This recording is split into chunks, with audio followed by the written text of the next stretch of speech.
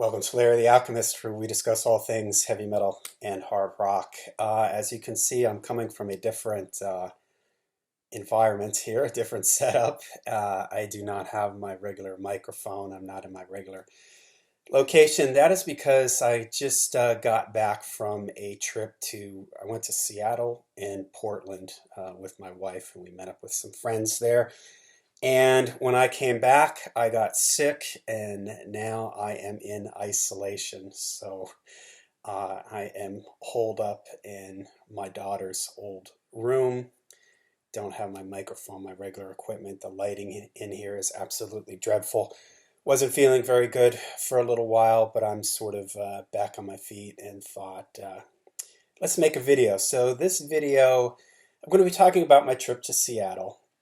When I was in Seattle, of course, I had to check out some grunge landmarks. I'll show you some pictures of some of those. And it sort of put grunge on my mind, being in Seattle and thinking about the grunge bands.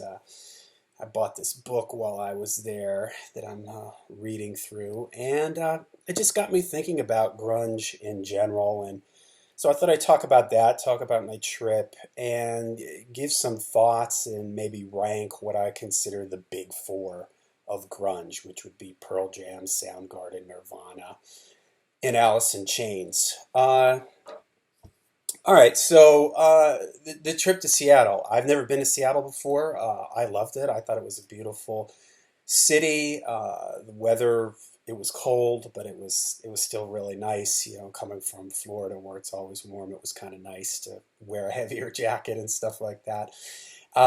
Before I went there, I looked up some famous like grunge locations, and I'll insert some pictures here. One of them here is this is where Nirvana practiced between Bleach, and they wrote Bleach and Nevermind in this location. And I guess it's a bar now. It used to be a practice space for bands, and now they've turned it into a bar.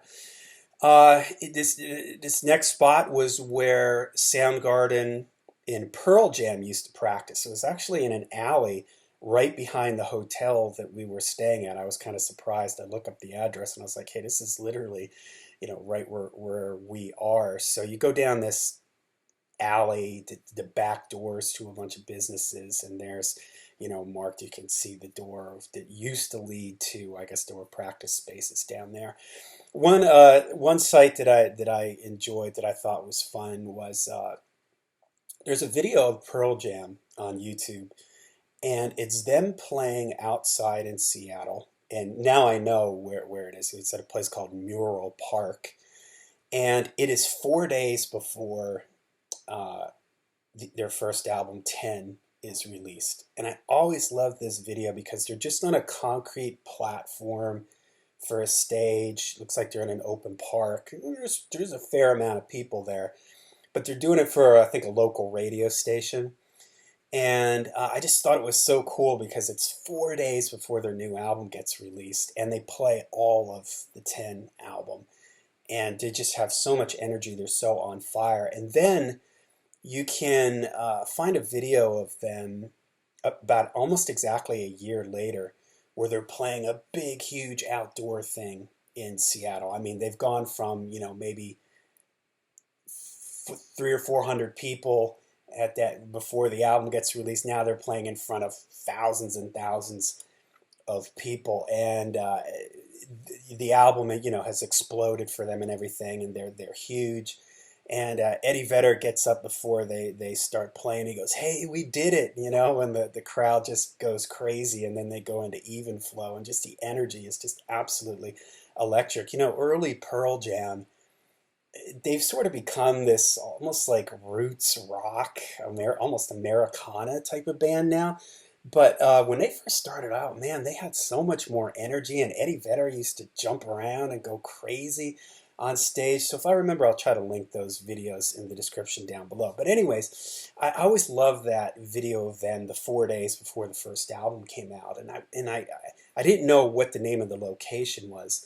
But as we were walking around in the downtown Seattle area, or I should say that's sort of the touristy area where there's museums and the Space Needle is and all that stuff, I kind of came walking around the corner. It's right behind the Museum of Glass, and I was like, "That's the stage," because there's like a mural behind the stage. So I'll show you a picture here of me. As I think I have a picture of me standing on the stage. So that was really cool. So I really like that kind of thing. And so in general, I really liked Seattle. There's also, they call it the MoPop, the Museum of Popular Culture.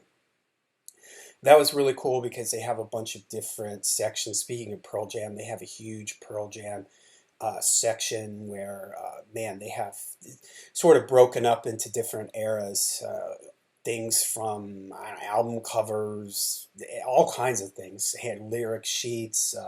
They had the vest that Eddie Vedder, vest and like a flannel shirt that Eddie Vedder wore in the Temple of the Dog video. I just really love that kind of stuff. Seeing stuff like that, you've seen that iconic video so many times. Eddie Vedder in that field with that vest, and they had that, and so that was cool. They had a Nirvana display that was awesome. They had like stage props, guitars, uh, set lists, cassette demos. They had like this real cassette machine that Kurt used to use to record stuff. So that was really fascinating. They had a Jimi Hendrix section because Jimmy is originally from Seattle.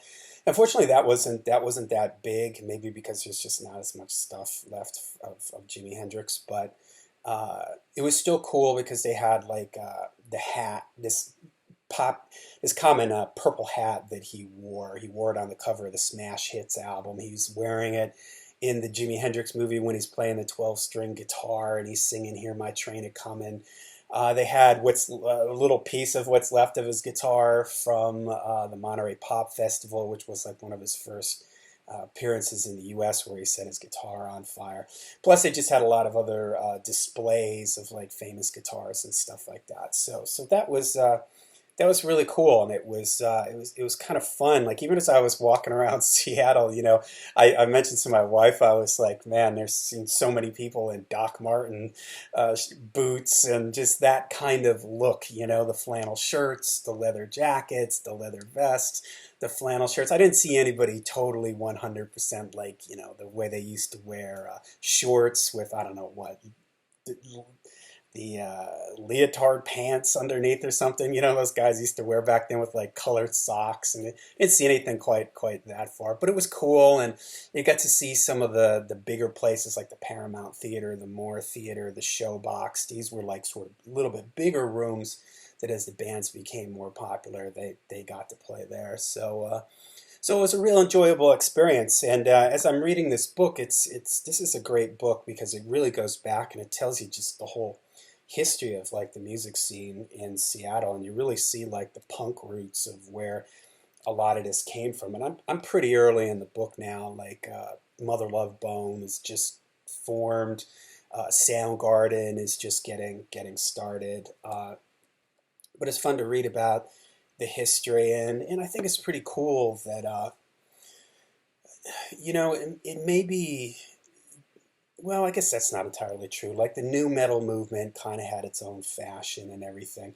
The thing about grunge was is that not only was it the music, but it had its own sort of fashion and vibe to it. And walking around Seattle, you can sort of get a feel for where that comes from. It's really beautiful, the landscaping there, the water and everything. So you can sort of feel the inspiration that a lot of these bands had.